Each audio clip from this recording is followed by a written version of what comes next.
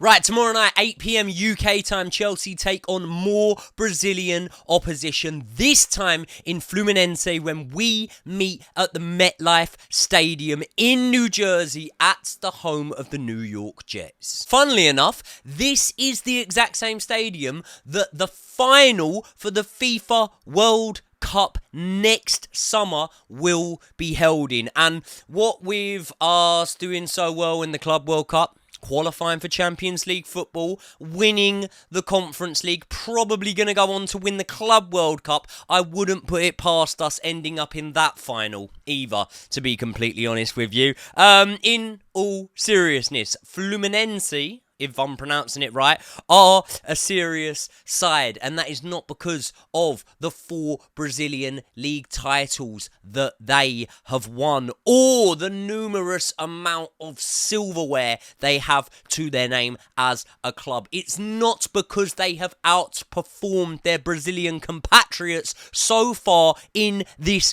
tournament, hitting the ground running, pulling off good results against the likes of Borussia Dortmund, beating the Champions League finalists in Inter Milan, and it's not because they have had a whole load of Brazilian memorabilia like Marcelo and Ronaldinho play for their club. It is not the fact that they're in the middle of their domestic season and they could still go on and win that league title at this moment in time, and therefore their match fitness, even though we're now in the sort of knockout stages, should hypothetically be better than ours. Fluminense are a serious threat for one reason and one reason only, my friends, and that is Thiago Silva. Oh my God, how I miss that man, Thiago Silva. If we had Thiago Silva this season just gone, right, we would have finished a lot closer to the likes of Arsenal than we did to the likes of Newcastle and Villa and Forest and teams like that. Because Thiago Silva, my friends, is like a fine wine. He just gets better and better with age. He comes up against the likes of Borussia Dortmund, Inter Milan, Al-Ali in this tournament so far, and he's not been dribbled past once. He's been class. He's been class. But we have already beat Palmeiras, who are above these lot in their domestic league. Obviously, Flamengo, top of the league, I think, but as I've already explained, we threw that game against them to get on the easier side of the draw. Very tactical from Enzo Maresca, like it. So in this video, we are going to preview this game. I am going to give you lot my starting lineup pick, which, with the suspension of Liam Delap, could either go one of two ways. This could be the route for Nicholas Jackson to get back into Chelsea starting 11 to Enzo Maresca's plans, potentially to get back in to his plans as the starting centre forward, or it could go the complete opposite way, and we could see someone else who, I won't tease his name just yet, in that position on the team sheet, and that pretty much would spell the end for the Senegalese striker as at least Chelsea's number 1 or 2 option up top. But I will give my team sheet, I will give a score prediction for the game itself, so let's get into it. But before we get into all that, people, welcome back to the Joey Knight podcast. If you are new around here, please do subscribe to the channel. If you are liking the content and you want to see more from myself, and hit a like on the video right now if you want Chelsea Football Club to reach the final of this tournament. If you don't like, it could be a bad omen, I'm just saying. Right, so I want to start off with a few key talking points around the team selection for this game. The first headache we had was Reece James. Obviously, he was going to be starting the last game. He pulled out in the pre-match warm-up, and now we're not really sure where we're at with him. But we have obviously taken a lot of precautionary measures with Reece James. So just because he didn't play that game doesn't mean he couldn't have played that game. If it was a World Cup final, maybe he would have played it. If it was the FIFA World Club Cup final, maybe he would have played it, right? But precautionary, he was taken out of that game, and then we were unsure. But now the news is breaking that apparently he's trained and he is fit and available. So yeah, Caicedo back from a yellow card suspension. Obviously that's going to be something that impacts my starting lineup too. I think Andre Santos did a really good job, so let's see whether or not he is picked in that lineup. Something I want you lot to let me know, because I've Googled it, I've had a look, I've done everything. I've Yahoo'd it, I've asked Jeeves it, I've done the lot, right? Now, I can't find the answer to it. This yellow card suspension thing, right? When did it stop being a thing? Because we had like 4 players that were on yellow cards. Liam Delap was one of them. He picked up a yellow card. He's now suspended for the semi-final. Surely, if any of the other 3 players who didn't pick up yellow cards, surely if they pick one up in this semi-final, unless they get sent off, surely it gets wiped for the final. It must do.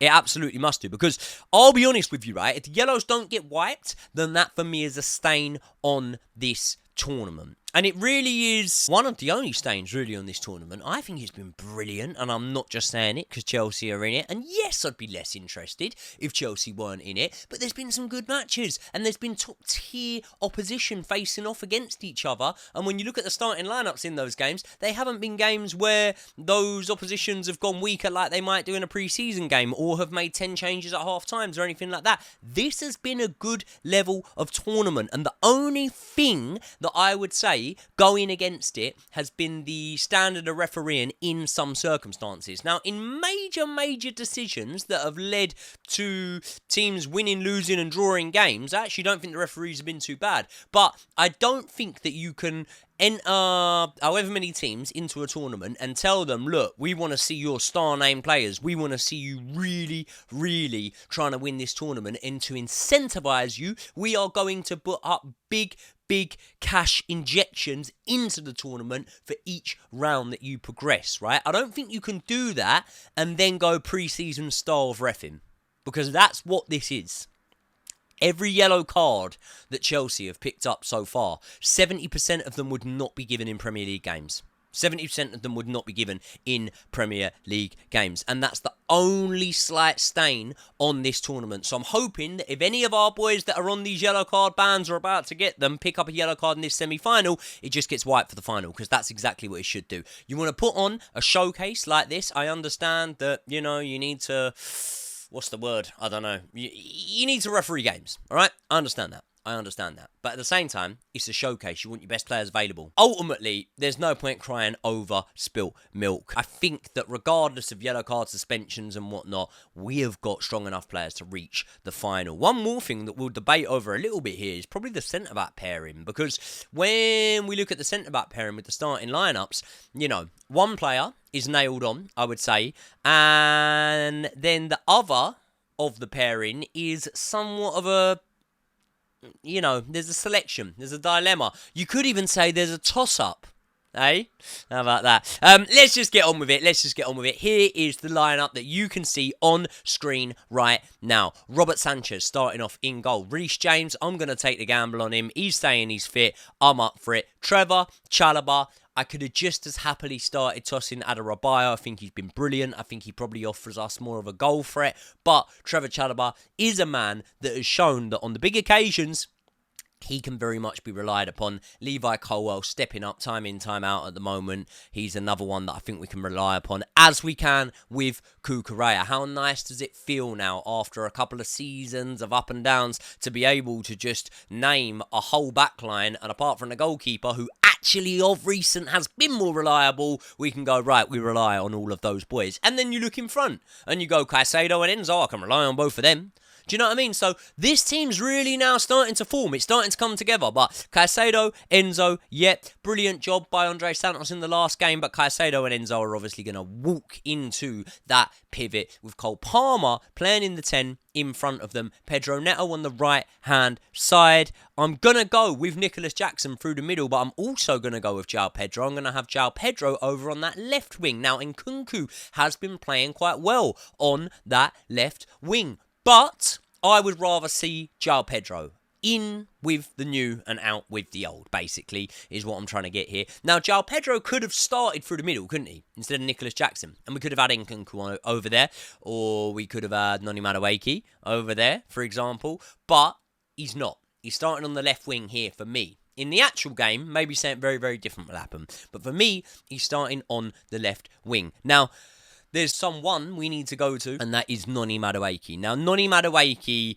is reportedly closing in on a deal to join Arsenal Football Club, with the player apparently being open to the move. So let's discuss it, right? Let's discuss Noni Madueke. I actually think that Noni Madueke has been a really good player for Chelsea, because if you ask any Chelsea fan, maybe even just any football fan in general, what's Noni Madueke's worst attribute? I think most would say inconsistency. I think some would say discipline, but actually the discipline records doesn't show you that, and the only thing that a lot of people are basing it off is the fact that he argued over a penalty with Cole Palmer once, and that was it. And then Cole Palmer took it off of him and whatever. And yeah, alright, little bit cringe. Don't really want to see Chelsea players arguing over penalties. You wouldn't have ever got the likes of Lampard and players like that doing that. But at the same time, little bit of inconsistency, little bit of immaturity, mostly based on an incident that happened when he was about 21 years old. As I say, I think that are just,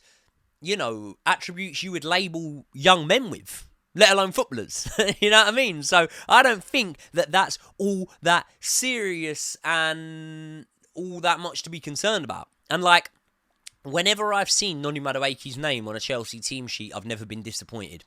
I've been disappointed when I've seen Nkunku's name on it before. I've been disappointed when I've seen Mudrik's name on it before. And that's not me digging out these players. That's me being disappointed because I've probably thought, I feel like Madueke should start ahead of them. Or I feel like Pedro Neto or someone like that. Whoever we had at the time. Sterling when he was doing well, perhaps. But what I'm saying is, when I see Madueke's name on a team sheet, I'm not looking at it thinking, Madueke. Do you know what I mean? I really like Noni Madueke.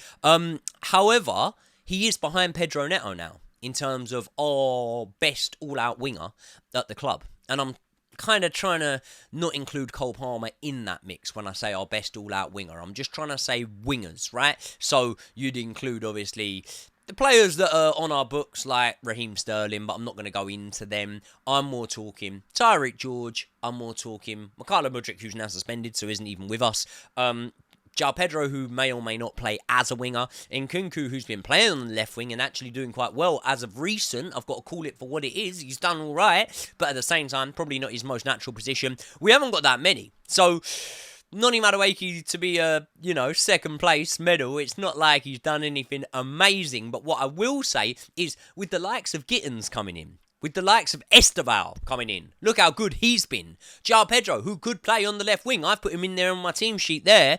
He could fall down the pecking order. And I think that Enzo Maresca has put a lot more trust in Noni Madueke than Pochettino did, obviously, because Enzo Maresca likes those players that will run at defenders, cut inside, and that's what Noni Madueke was doing so much. But Enzo Maresca has had to become way more adaptable this season, and one key involvement this season has changed everything for Noni Madueke. If you look at it, right, 10 goal involvements this season, 7 goals, 3 assists. Now, the first thing, I think, when I read those numbers is, if Chelsea are to challenge more with the likes of Arsenal, Liverpool, Man City, you want one of your starting wingers to be contributing more, something like 15 goal involvements, unless you've got a Haaland or, unless Liam Delap is on fire next season and scores 25 league goals, something like that, right? So his actual goal involvement contributions aren't great, but at the same time,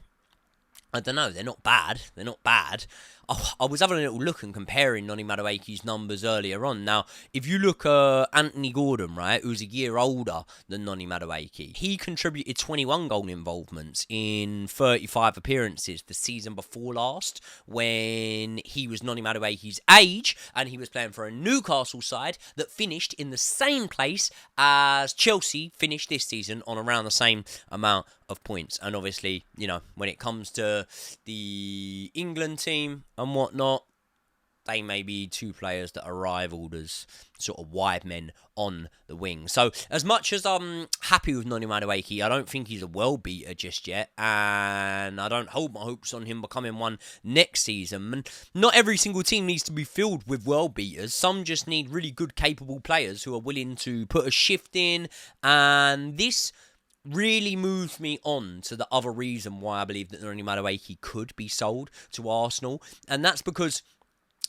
when you look at Pochettino, right, and his time at Chelsea Football Club, Reece James didn't really play at all under Pochettino.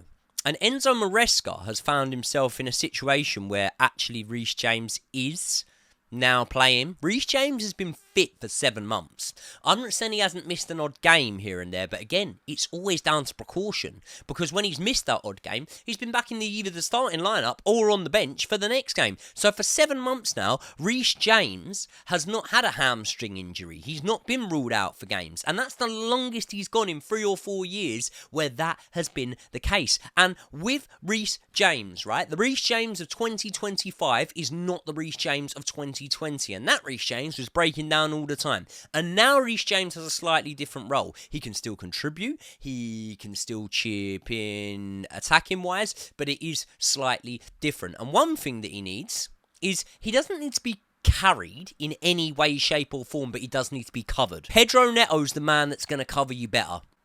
Pedro Neto's the man that's going to cover you better. So if I was Mikel Arteta, for example, ironic because we're talking about Mikel Arteta, a manager who clearly wants Noni Madueke, but if I was Mikel Arteta, if I was Pep, if I was Arne Slot, if I saw Noni Madueke starting on the right wing and Reece James starting at right back, I would say target that side. I'd say target that side, because I don't think Noni Madueke is going to do the amount of legwork to be able to get Reece James out of trouble sometimes, and to be able to actually take the load off Reece James's body in terms of those fast twitch movements and sprints from 0 to God knows however miles per hour. Pedro Neto helps a lot with that. And Pedro Neto, I believe, has been a key part of keeping Reece James fit. And Noni Madueke likes to play on the right wing because he likes to get the ball, cut inside and take a shot. That's why you see he has more goals than he does assists. Then you got to remember that half of those goals, more or less, came in one single game against Wolves. So actually, not that impressive on this season. I mean, the problem for Noni Madueke is if you go Arsenal, yeah, you love it on the right wing because you love to cut in off the right wing on your left foot. Now, Saka had his injury issues this season, but believe me,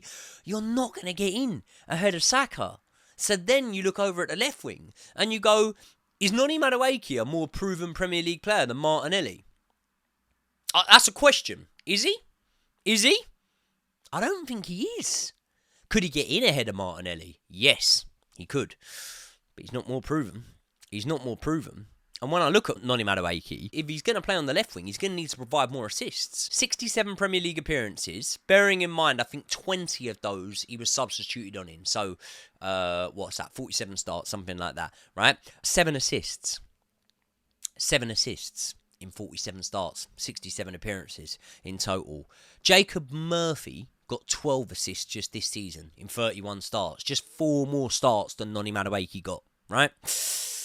Minutes on the pitch, not far off the same.